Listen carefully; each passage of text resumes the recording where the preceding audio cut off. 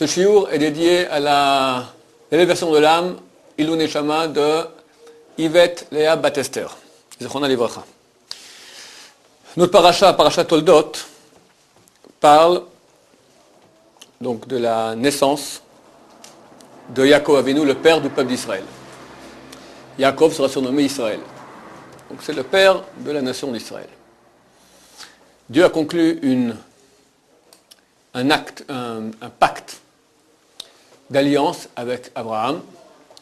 Abraham a transmis ce pacte d'alliance avec Yitzhak, et Yitzhak est censé passer ce pacte d'alliance avec son fils aîné. Son fils aîné, c'est qui? Il a deux fils, Yitzhak, jumeaux, mais l'aîné s'appelle Esav, alias Edom. On va voir qu'il sera surnommé Edom.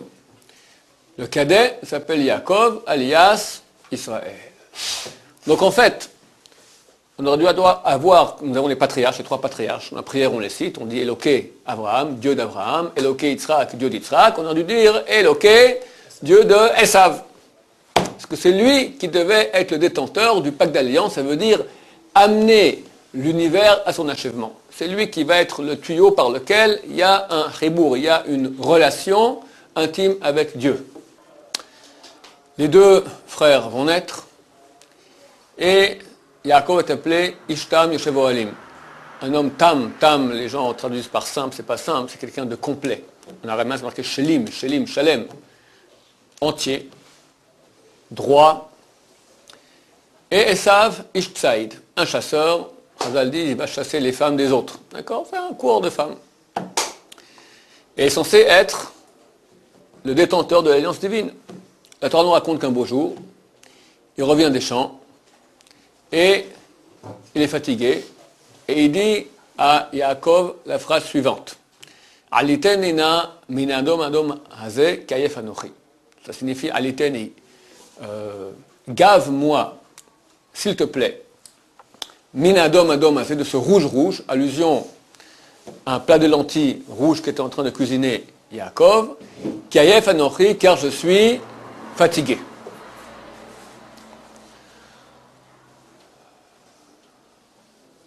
La Torah dit juste sur place, Alken Kara Shemo Edom. C'est pour ça qu'on l'a surnommé Edom rouge. Ça veut dire en deux mots, et ça ne va pas appeler le pas de lentilles par son nom, passe-moi un peu de pas de lentilles, passe-moi de ce rouge. C'est pour ça qu'on va l'appeler rouge. C'est vrai qu'il était sanguinaire, c'est vrai qu'il était rouquin, c'est vrai qu'il aimait le sang, mais c'est pas pour cela qu'on l'appelait rouge. La Torah nous dit très clairement pour ce qu'on l'appelait rouge, Edom. Et toute la culture occidentale, d'accord, tout le monde occidental est appelé Edom aujourd'hui, parce que leur ancêtre s'est fait surnommer Edom à l'occasion de quoi? Il a fait un petit lapsus. Il a dit, au lieu de dire passe-moi s'il te plaît du plat de lentilles, mais passe-moi de ce rouge. En français on dirait passe-moi de ce truc rouge. C'est absurde. Demain tu rentres à la maison, ta femme t'a fait un plat de frites. Chérie, passe-moi un peu de ce truc jaune. Tu as dit le jaune. Tu as dit truc jaune. Ce sont des frites. C'est terminé. On change la carte d'identité, on change ton nom, tout va à la banque, à la poste, tout terminé. Tu changes d'identité. C'est absurde. Pourtant la Torah le dit. Alors ou c'est absurde, ou bien on n'a pas compris. Et la deuxième solution est la bonne. Ça veut dire que sous l'aspect anodin de la Torah, voire absurde, se trouve caché ici un thème beaucoup plus profond. On pourrait tenter d'interpréter et dire, jusqu'à ce stade-là, dans la paracha, dans l'histoire de toute la Torah, jamais la Torah ne va raconter un dialogue qui est entre les deux frères. Jusqu'à là, la Torah, elle raconte. Ils ont fait comme ci, ils ont fait comme ça, chacun son histoire. La première fois où nous voyons, va y avoir Esav minasadeh, vint Esav des champs, Voyef, il est fatigué, Vayomer Esav al Yaakov. Esav dit à Jacob, citation. On entend Esav parler. Or, on l'a dit souvent ici, on l'a même répété que hier. Toujours quand on parle, c'est pour dire quoi? Ce qu'on pense et ce qu'on désire. Donc en fait, la pensée profonde, c'est la première fois où il parle. La première fois où on entend Esav parler. C'est donc la pensée première, le désir premier de Esav qui va apparaître. Or, le nom de quelqu'un évoque ce qu'il est. Qu'est-ce que tu es? Tu n'es pas ton steak. Ce que tu es, c'est ce que tu désires, ce que tu penses. C'est ça ta personnalité, c'est ce que tu es, c'est ça l'essentiel de ce que tu es. Donc en fait, on va l'appeler au nom de ce qu'il est, c'est-à-dire son désir profond et sa pensée profonde. Et ici, en quelques phrases, la Torah va nous donner les grosses lignes du monde occidental. Évidemment, pas tout le monde occidental. On parle d'une certaine partie du monde occidental. On ne sait pas aujourd'hui qui c'est exactement. Elles savent. D'accord ? On pourra mettre le doigt sur quelques personnes qui ont ce genre de comportement. Ça, c'est typique de Esav. Alors, Aliteni. Aliteni, c'est les manger. Gave-moi. On aime bien manger. Dans toutes les cultures, on aime bien manger. Dans aucune culture, on aime manger comme en Occident. En France, tu auras la nouvelle gastronomie française. Il y a une mode. Il y a un art de manger. Il y a des milliers de livres de cuisine. Il y a des guides des grands restaurants. Ta nouvelle gastronomie française, c'est quoi ? C'est une mode. Comment ? Tu as une grande assiette comme ça, puis tu as un petit plat comme ça, tu sors du mariage aussi affamé que tu es rentré. Nouvelle gastronomie française. Ok, tu vas dans un restaurant de haute gastronomie française, tu achètes une bouteille de vin de collection. Pour combien ? Une belle, non cachère, Kamouvan, je parle, d'accord ? Une belle bouteille de vin, combien elle coûte ? 200 euros. 1000 dollars. 1000 dollars. Ça commence à avoir, peut-être, je te parle de... 1500 dollars, 2000 dollars. Dernièrement a été vendu un mouton Rothschild 1936, 56 000 dollars. Je vais ce soir chez un ami, moi, ici, qui m'a dit, une fois je racontais cela, les bouteilles, il m'a dit, oui, justement, j'en ai une ici, un Saint-Émilion 1940, ça vaut 5 000 euros. D'accord ? Ce sont des bouteilles qui se vendent et qui s'achètent et qui se boivent et qui se dégustent. Ça vaut donc 2, 3, 4, 5 000 euros des bouteilles aujourd'hui, facilement dans les grands restaurants de gastronomie française. Ça veut dire que tu payes 300 euros la gorgée. C'est un kiff. Hein ? C'est pas le petit pétard là, hein ? C'est le kiff du kiff. T'imagines 300 euros la gorgée. Répétitif. Et le type, c'est pas pour la frime. Le type, il achète, ça veut dire que il goûte, il kiffe vraiment 300 euros. Les gens qui ont de l'argent ne le dilapident pas comme ça. S'il met l'argent, c'est que ça vaut pour lui un kiff de 300 euros. Il sait ce que c'est qu'il fait. C'est unique dans toutes les cultures. On ne connaît pas d'autres cas. Tu viens au restaurant. On te donne à manger comme ça. D'abord, tu as la carte. La carte, c'est une mise en condition. On veut te faire travailler l'imagination. Les glandes salivaires, tout ça. Alors, tu vois tous les titres, des titres pas de ce monde. On te fait un œuf au plat. Est-ce qu'on va t'écrire maintenant œuf au plat ? Ça fait crétin. Je peux aller chez moi à la maison, je suis pas venu ici pour manger un œuf au plat. On te met omelette à la mode des chanterelles d'autrefois. Tu vois un titre pareil. Moi, je vois un titre pareil. Je salive. Omelette à la mode des chanterelles d'autrefois, ça réveille. Chanterelles, autrefois, d'accord, l'imagination se met à travailler, tu salives. Tu reçois un œuf au plat après. Ok, elles sont où les chanterelles, d'accord ? Il est où l'autrefois ? Une autre fois. Ok. En 2 mots, les 4 ou 5 centimètres du palais des papilles gustatives sont importants. C'est-à-dire les plaisirs du corps, c'est important. Na, deuxième mot de cette phrase, aliteni na, gave-moi, na, s'il te plaît. Gaver, donc c'est pas seulement manger, c'est pas la fonction de succès, c'est vraiment, c'est à outrance. Deuxième mot, na, s'il te plaît. Nous sommes polis. En Occident, on est polis. Nous sommes civilisés. Nous sommes la civilisation. Il y en a d'autres ? Non.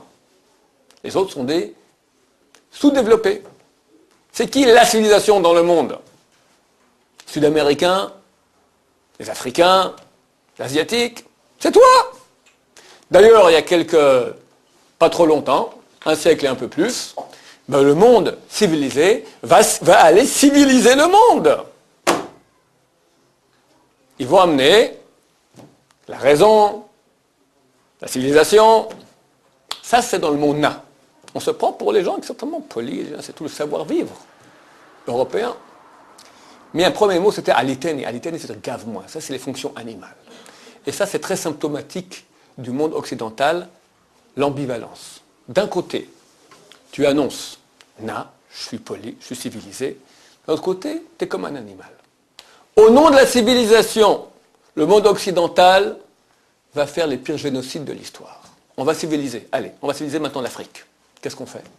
On rentre en Afrique et on les vend en esclavage. Des centaines de milliers de Noirs vendus en esclavage. Jusqu'aujourd'hui, ils ne sont pas encore complètement, c'est pas encore dans tous les États d'Amérique où ils sont vraiment arrivés à l'égalité. En Amérique du Sud, eh ben c'est très simple, tu as des civilisations vraiment fantastiques. Inca, Toltec, Aztèque, Maya. Ratatiné. Elles savent quand il dit na, ça veut dire moi aussi je parle comme Dieu, moi aussi je suis un civilisé. Le message que tu entends en Occident, c'est nous sommes civilisés, égalité, fraternité, paix, non-prolifération des armes bactériologiques, chimiques, atomiques. Qui parle de non-prolifération? Les Américains, non pardon, les Asiatiques, les Iraniens, les Africains, les Coréens, qui parlent?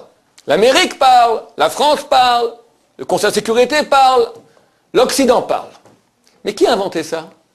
Qui a les plus grands stocks d'armes bactériologiques, chimiques, et etc., atomiques, les pires inventions au monde? C'est pas le monde occidental. Ah, donc tu inventes ces saloperies, après tu dis on est contre. Ambivalence, paradoxale. Tu vas civiliser. En Amérique du Nord, on les parque dans des réserves, les Indiens. En Asie, exploitation jusqu'à la moelle. On est civilisé. Alors, d'un côté, tu te veux civiliser. D'un autre côté, c'est le vrai esclavage. Dans l'entrée des camps nazis, c'est marqué « Arbeit macht frei », le travail rend libre. Ah, rentrez, t'es libre. Tu vas pas de concentration, le camp d'extermination. On te dit, tu rentres dans le monde de la liberté. C'est absurde. En Occident, on est poli. On est civilisé. En Allemagne, tu as la Deutsche Kultur. La culture allemande, c'est la super culture. Il y a une culture de tuer. L'officier nazi, avant de tuer, pas comme ça. On va, pan, et il y a du sang qui coule. Tu mets ton gant de velours, tu prends ton pistolet. Il y a une façon de faire. On a un savoir-vivre. Et puis on fait les choses proprement. Pas comme ça, des morts partout. Chacun d'abord, il a un numéro. Et puis un appel. On est ordonné. Et puis après, quand vient ton tour, à la queue leu, tu rentres. Tu as une boîte, une chambre bien fermée comme il faut, tout à fait hermétique. Tu rentres comme ça, une demi-heure, un peu de gaz. Et puis après, on te brûle incinéré propre. Il n'y a pas de traces. Et pas on rentre comme ça dans la chambre à gaz. Nous ne sommes pas des sauvages. Il y a un orchestre. On joue du violon. On a un savoir-vivre. On est assassin, mais savoir-vivre. Aliteni, na, je bouffe. Aliteni, c'est je bouffe, je dévore. Quoi, mina adom, le rouge, le sang. Mais na, s'il te plaît. Il y a un savoir-vivre. Alors, je précise bien, je ne parle pas de tout l'Occident, mais on peut mettre le doigt sur... C'est unique au monde, ce raffinement dans la façon de tuer.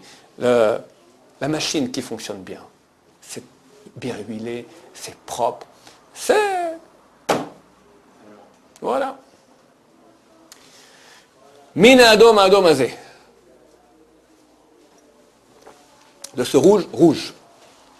Le point le plus typique du monde occidental, par rapport auquel on va surnommer Esav rouge.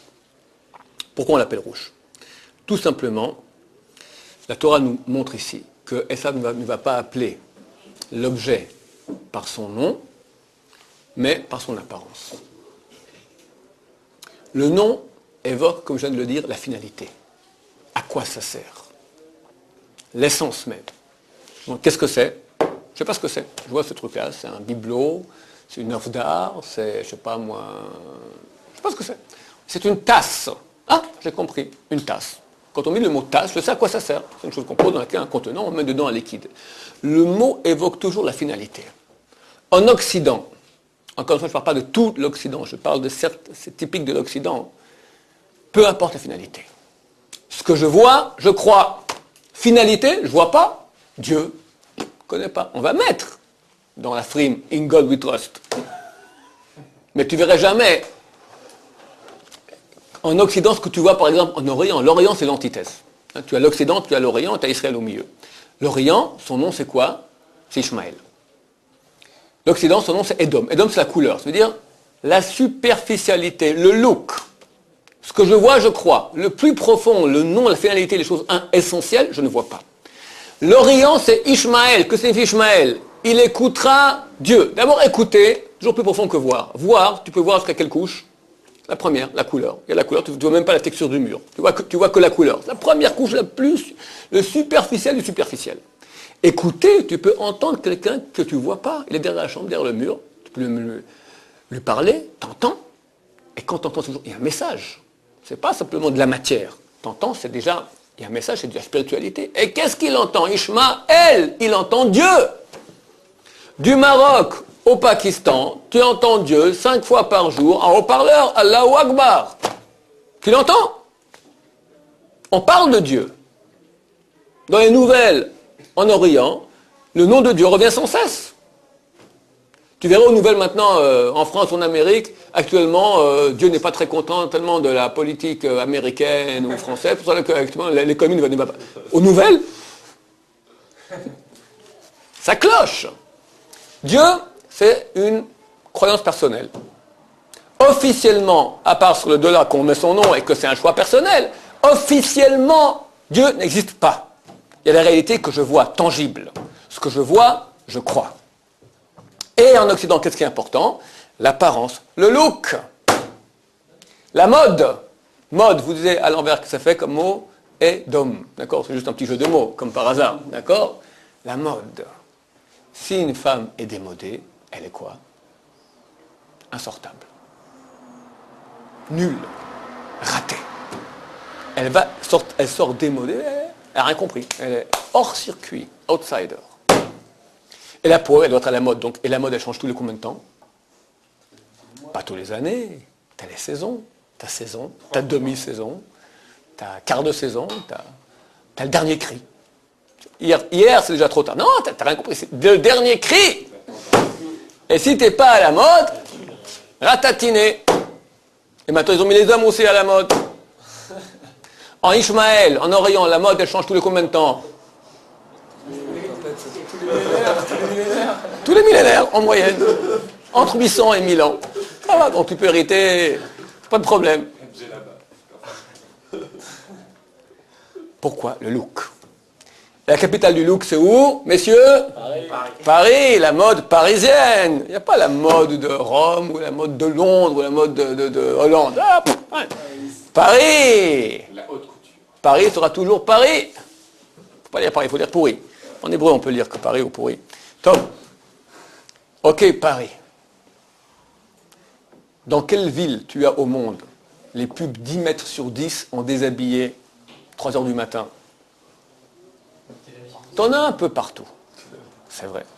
Mais le centre, à mon avis, de ce que j'ai vu dans le monde, Paris. On m'a dit dernièrement, je ne sais pas, on m'a dit, sur une grande place à Paris, ils ont mis une image comme ça, je ne sais pas, de 20 mètres de haut, d'une bonne femme à moitié pas habillée. Et il y a des bouchons là-bas, les gens qui m'ont voit dire, qu'est-ce que tu... On dirait un midrash de Chazal, quoi. Au centre de leur ville, ils ont mis une statue, ils ont mis une bonne femme de 20 mètres de haut toute nue. D'accord? On dirait un midrash de Chazal, c'est un truc absurde. Ça existe. D'accord?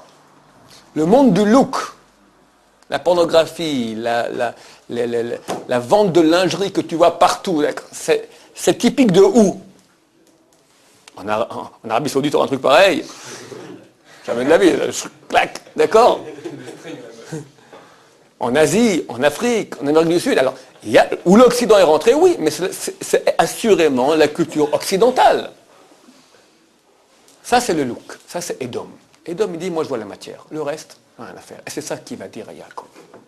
Moi, écoute, achèvement du monde, amener Dieu dans le monde, les choses spirituelles. Donne-moi le look. Moi, je veux me nourrir. Je veux les plaisirs de ce monde. Je veux être un homme poli, je suis civilisé. Donne-moi la bonne femme, le look, les yeux. Donne-moi la bouche. Ki ayef anochi, car fatigué je suis. Je suis fatigué. Ça, c'est le dernier. On veut la bouche, bien se nourrir. On veut le look, bien regarder. Et surtout, pas se fouler, pas se fatiguer. Décompresser.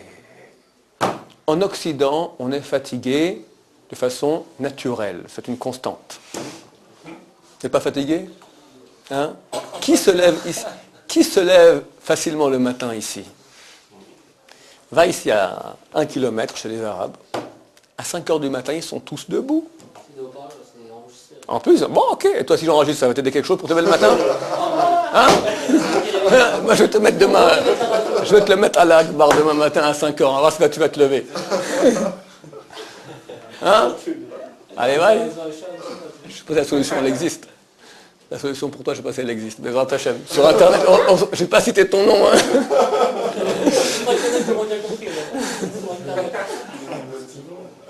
C'est un petit zoom.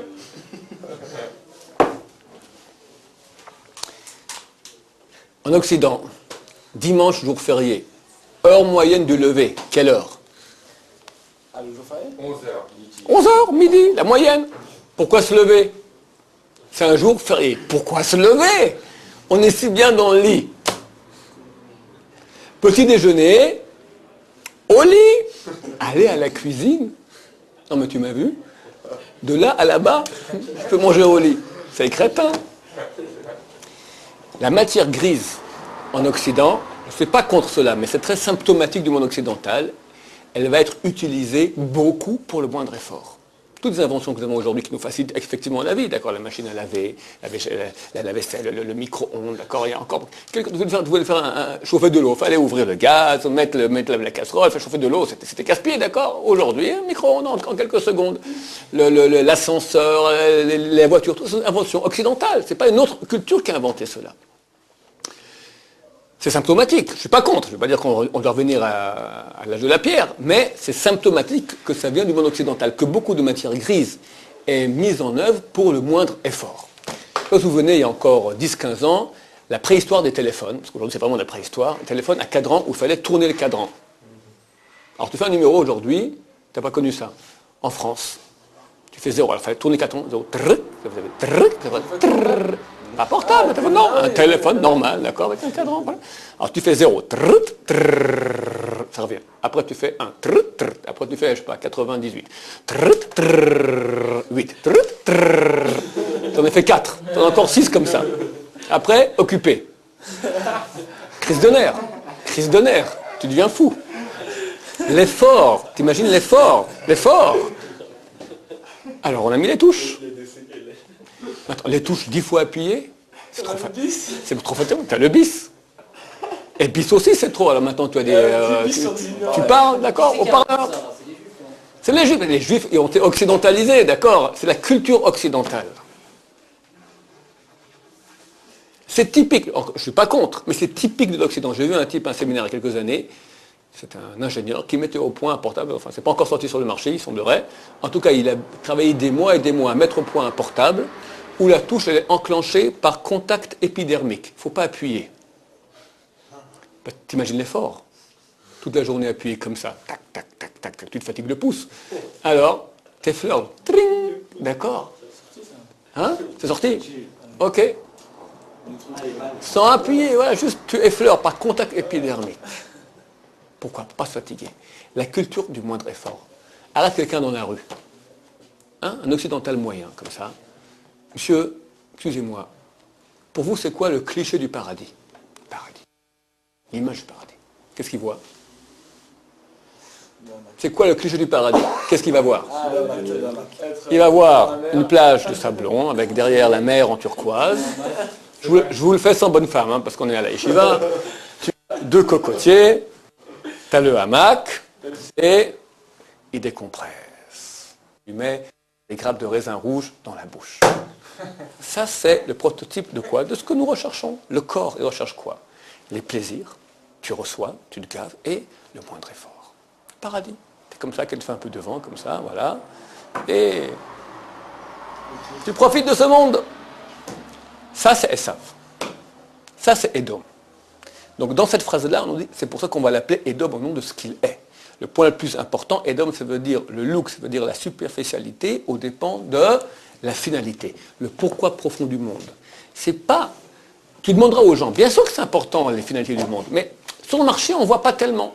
Tu devrais voir normalement, si l'essentiel dans le monde, c'est quoi la finalité du monde, tu devrais voir partout, école de philosophie, école de religion, séminaire de réflexion philosophique, des trucs comme ça. Qu'est-ce que tu vois? Tu vois le cinéma, tu vois un hamburger, tu vois un truc de...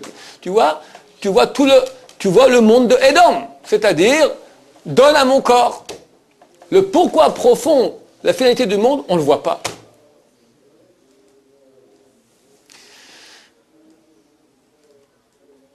Esav vient vers Yaakov, lui dit, écoute, donne-moi Olam Hazé, ce monde-ci. Yaakov lui dit, alors tu me vends maintenant le droit d'aînesse, la finalité. Esav dit, pas de problème. Et la transaction a lieu en bonne et due forme. Normalement, ça sera Yaakov qui sera détenteur de l'alliance divine. L'histoire est connue.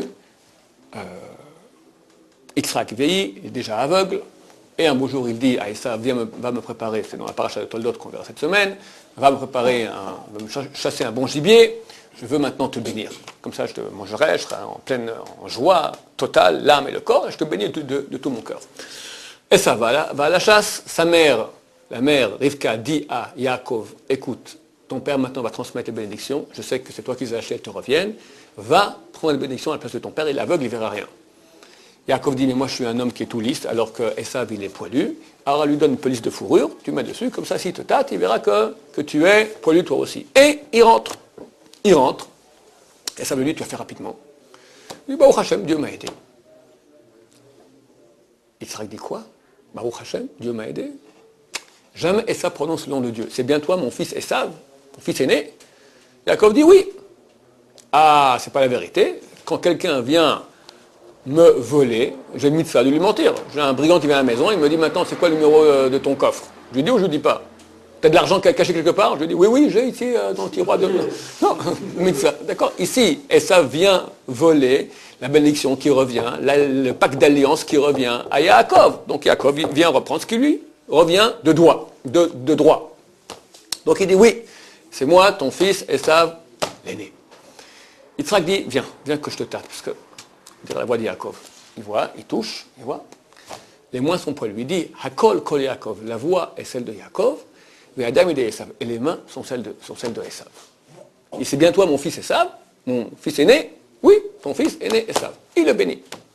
Et Chazal, on dit qu'il a reçu, c'est la Torah dit, il a ressenti l'odeur du paradis. Donc, il sent que la bracha elle est très très bien passée. Yaakov sort, qui rentre à sa place. Esav, papa, bénis-moi. Qui je viens de bénir, et Esav comprend. C'est la deuxième fois qu'il m'a eu. Quoi deuxième fois, demande Yitzhak? Ouais, ça fait déjà quelques années, j'étais affamé, je revenais de la chasse, j'avais très faim, et bien un bon plat de lentilles, et il était prêt à me donner ce plat de lentilles, Yaakov, que contre le droit d'aînesse. Et tu lui as donné ton droit d'aînesse contre un plat de lentilles? Bah oui, j'avais faim. Crétin. Donc, j'ai bien fait de le bénir, Gamba Ourié, rétroactivement, Yitzhak reconnaît qu'il a bien fait de bénir Yaakov. Il dit Gamba Ourié. J'ai déjà béni quelqu'un, Gamba Ourié. Et il est béni.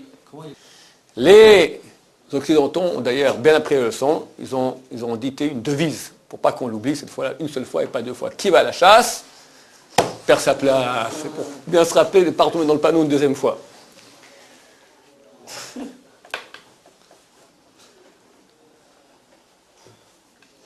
Esav, dit la paracha, Vaistom Esav et Yaakov. Esav va haïr Yaakov. Voudrait le tuer. Et ce sera une constante durant toute l'histoire. Encore une fois, je dis, je ne parle pas de tout l'Occident, mais en Occident, très souvent, nous avons eu beaucoup de grands ennemis. On peut dire que les pires ennemis d'Israël n'ont pas été en Orient, n'ont pas été du tout ni en Extrême-Orient ni en Afrique, ont été en Occident. Que ce soit les chrétiens, avec les croisades, l'Inquisition, les Cosaques, les bolcheviks, Staline, Hitler, d'accord. Aujourd'hui, on a des problèmes avec le monde musulman, c'est vrai, mais par rapport à 2000 ans d'histoire, notre ennemi principal durant l'histoire fut bien Esav, fut bien l'Occident.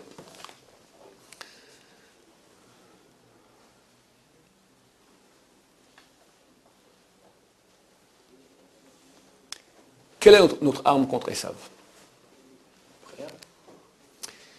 Alors, Chazal, on apprend des paroles de Yitzhak. Yitzhak va dire Hakol kol Yaakov, va dire Esav. La voix est celle de Jacob et les mains sont celles d'Esav.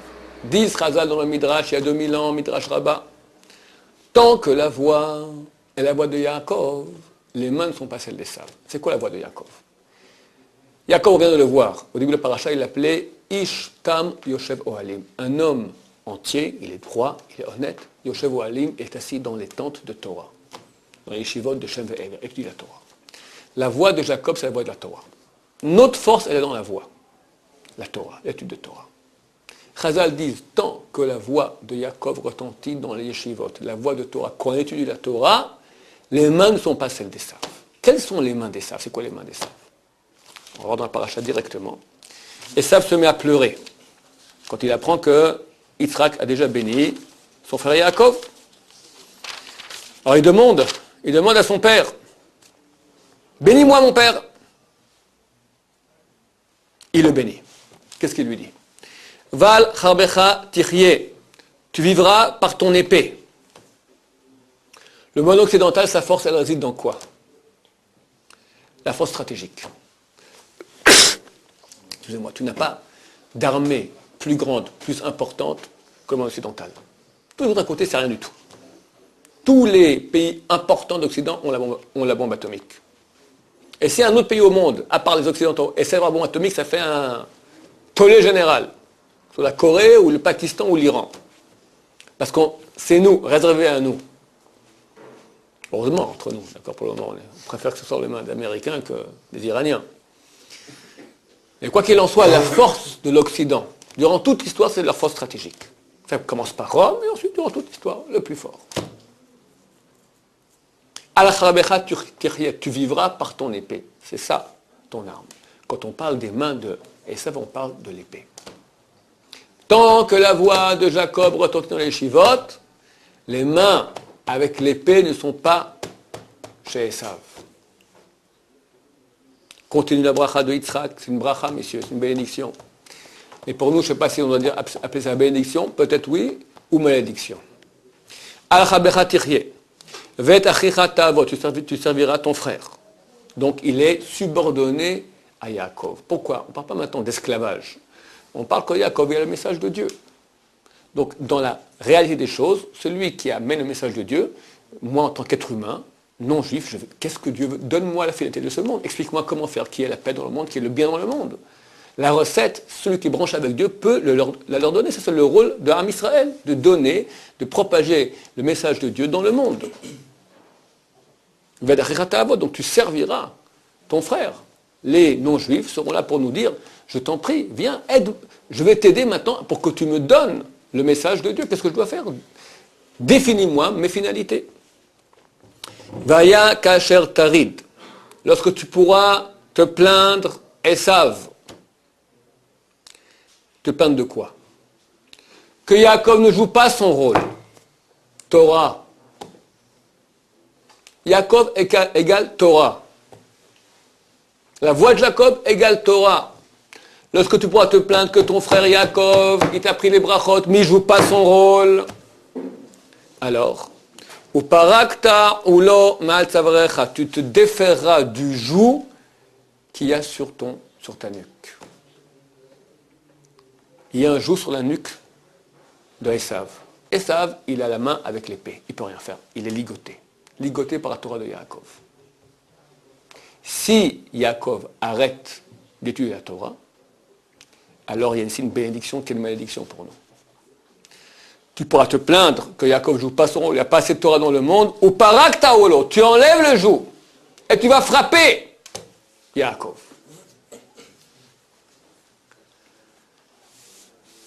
Je vous l'amener ici, je crois que j'avais avec moi, je vous la dirai oralement, une lettre qu'a écrit un des grands officiers de la Gestapo, le 23 novembre 1940. Cette lettre est signée d'un certain I.A. Eckhart. Je la montre à tous les séminaires, c'est la première fois que je dis ça en public. J'ai beaucoup hésité, mais je pense que c'est important de le dire. Un certain officier de la Gestapo, I.A. Eckhart, écrit une circulaire au chef des districts des régions conquises de l'Est. Nous sommes en début de Seconde Guerre mondiale. Les Allemands viennent de conquérir les territoires qui sont à l'Est de l'Allemagne, la Bohème, la Moravie, partie de la Pologne, qui sont à très forte concentration juive. La question se pose, qu'est-ce qu'on fait des juifs qui y a là-bas? Et cet ordre-là dit, après avoir pris conseil chez le Reichsmaréchal, c'était Göring, le maréchal du Reich, nous demandons d'arrêter tout droit d'émigration vers l'étranger. nous interdisons aux Juifs des régions conquises de l'Est de recevoir des permis d'immigration pour l'étranger. Et la question se pose, avant de voir la suite de la lettre. Pourquoi les nazis décident-ils de fermer les frontières? Les nazis nous haïssaient. Ils voulaient avoir une Allemagne Judenrein, purifiée de juifs. Ok. Alors pourquoi tu fermes les frontières, tu nous gardes? Dans ces régions, il y a au moins 5, 6, peut-être 7 millions de juifs. Tu les gardes. Attends, il faut rendre ces juifs Judenrein, purifiés de juifs. Il faut les enlever tous. Donc il faudra les tuer. Et après les brûler. Nous savons que les 6 millions de juifs tués durant la guerre ont coûté très cher à l'effort de guerre allemand. Il y a eu des débats houleux entre Hitler et ses généraux à l'état-major. Hitler dit, il faut amener les trains pour amener les juifs dans les camps. Les généraux disent, mais non, on a besoin des trains maintenant pour amener des munitions sur le front de l'Est contre la Russie, qui est toujours en très mauvaise posture, ils ont besoin de munitions, il faut amener des soldats. Hitler dit, non, on prend les trains pour les camps. Les généraux disent, mais on risque de perdre la bataille. Hitler dit, tant pis. Les généraux disent, mais on risque, si on perd la bataille, on risque de perdre la guerre. Hitler dit, tant pis. Complètement fou. En guerre, on parle maintenant, il y a un effort de guerre.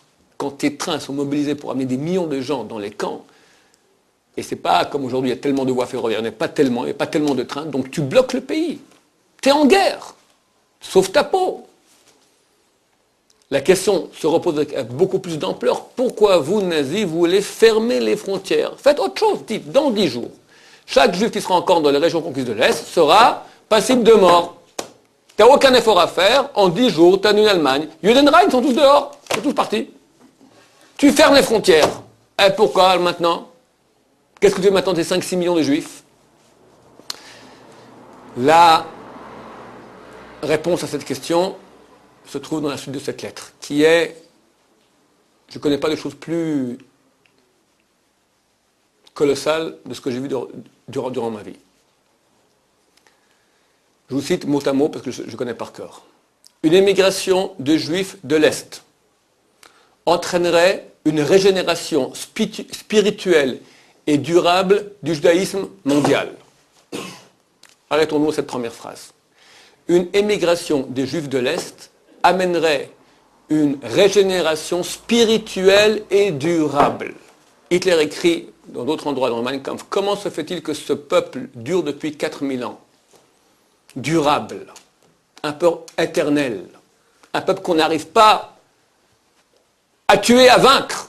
Les plus grands États de l'histoire ont essayé de nous casser, les Égyptiens, les Perses, les Babyloniens, les Romains, les Grecs, les Byzantins, les Croisés, l'Inquisition, tous, ils sont toujours là.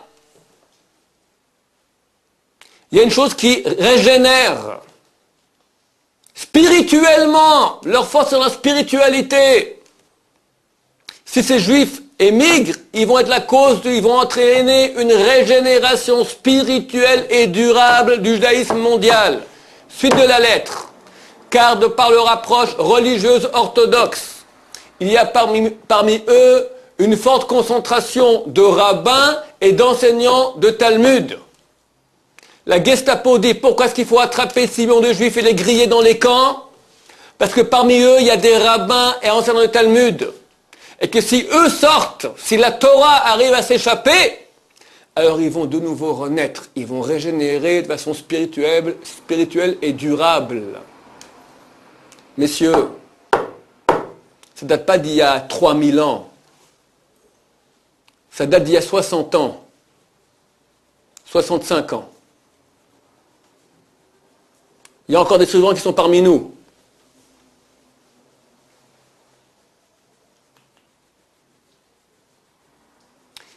Tout le monde se pose la question, qu'est-ce qu'ils voulaient? C'est quoi cette haine de Am Israël?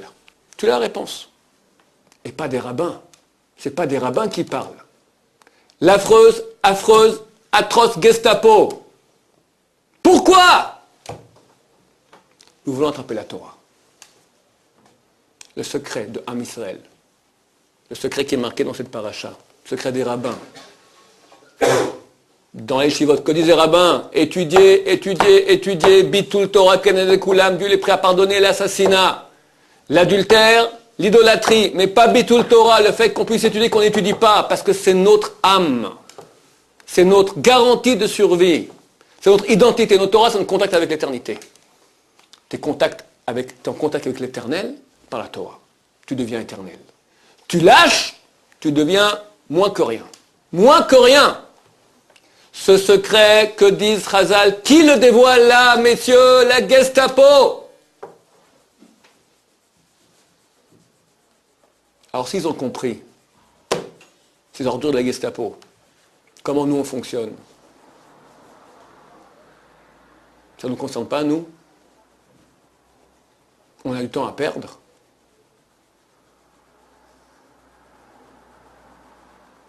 Continue cette lettre. De plus, chaque juif orthodoxe amène un renfort important à ces organisations juives américaines dans leur lutte constante pour le renouvellement du judaïsme mondial. De plus, chaque juif orthodoxe, chaque juif, qu'on ne dise pas il y en a d'autres. Les nazis ont bien montré. Ils recherchent des fois un juif. Des semaines avec des chiens dans une forêt, il se cache. De peur que quoi? Il fait quoi ce juif qui se cache dans la forêt? Il prend un peu de roumache, un peu de rachis, de satapeur. Il fait Birkat Amazon. Il met les tefs et shachrit. Amène un renfort important. C'est des militaires qui parlent. C'est quoi un renfort important? Une brigade de tanks? Une escadrille de bombardiers? D'artillerie lourde? Renfort important. Chaque juif orthodoxe. Si les nazis ont compris ce secret, ça c'est marqué ici, messieurs. C'est marqué. Hakol kol Yaakov Adam midei Esav. Ils ont compris que s'ils arrivent à attraper la Torah d'Israël, Vayat Kitari, tu pourras te plaindre qu'Israël ne joue pas son rôle, tu pourras te lever et les frapper. Pourquoi ils ont pu se lever? Bechlal, le monde nazi, je ne vais pas rentrer dans toute considération de la Shoah, il faut beaucoup de cours là-dessus, on en parle durant un séminaire, je n'aurai pas le temps d'en parler ici maintenant, mais avant la Shoah, il y a eu une assimilation comme de l'histoire, on n'a pas vu. On ne peut pas réduire la Shoah à cela, c'est évident et je ne le fais pas. Mais que parmi les raisons qui ont aussi fait la Shoah, il y a aussi celle-là. Qu'on a donné une force à Esav. Et il s'est levé, il a frappé. Je finis avec une dernière chose. Ce midrash qui dit Hakol kol Yaakov Adam midei Esav, il est bizarre. Pourquoi? Parce que le verset dit comme ça. La voix est celle de Jacob et les mains sont celles d'Esav. Or, le midrash, qu'est-ce qu'il dit là-dessus? Qu'est-ce qu'il explique? Quand la voix est celle de Jacob, les mains ne sont pas celles d'Esav. Or, ça ne correspond pas au texte. Le texte dit le contraire. Il dit la voix est celle de Jacob, les mains sont celles d'Esav. Bien le midrash, il dit quand la voix est celle de Jacob, les mains ne sont pas celles d'Esav. C'est marqué le contraire dans le texte. C'est marqué que les mains sont celles d'Esav. Or, tu peux faire un midrash qui est contraire au texte. C'est absurde. La réponse à la question est très simple. Si on regarde dans la Torah, comment c'est marqué le mot Hakol kol Yaakov? Hakol, c'est marqué normalement, comme on dit en hébreu, Hakol, la voix, Kuf Vav Lamed. Pardon, c'est marqué Hakol, Hei Kuf Lamed. Le mot Kol, on doit dire Kuf Vav Lamed. Kuf avec un Vav au milieu. Le premier mot Hakol est marqué sans le Vav. On peut lire Hei Kuf Lamed. C'est quoi? Hakel. La voyelle qui est marquée dans la Torah, c'est Hakol. Mais on peut lire sans la voyelle Hakel. Or, le Midrash joue toujours sur les lettres manquantes. Pourquoi il manque un Vav? On devrait lire Hakol, on peut lire Hakel. Hakel signifie allège. Chazal disent allège la voix de Yaakov. Tout de suite, les mains sont celles d'Esav. Pas qu'il n'y a plus de Torah. Je suis fatigué ce matin, monsieur le rabbin.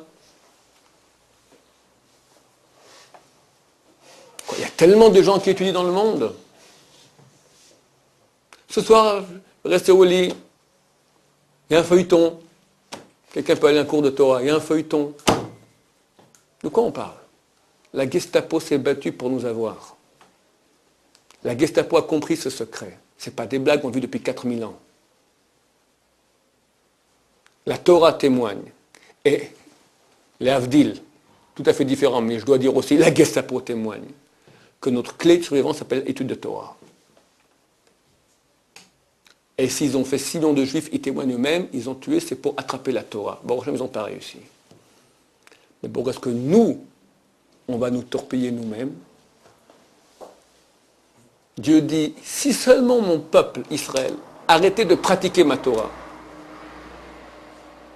Quoi, arrêter de pratiquer? Tu fais ce que tu veux. Ni Shabbat, ni Kasher, ni rien. Mais au moins étudier la Torah. Parce que la lumière qu'elle contient les ramènera vers la bonne voie. La clé de tout. D'où tout parle Torah. On dit tous les matins, Talmud Torah Kenel Kulam. L'étude de Torah vaut plus que toutes les mitzvot réunies.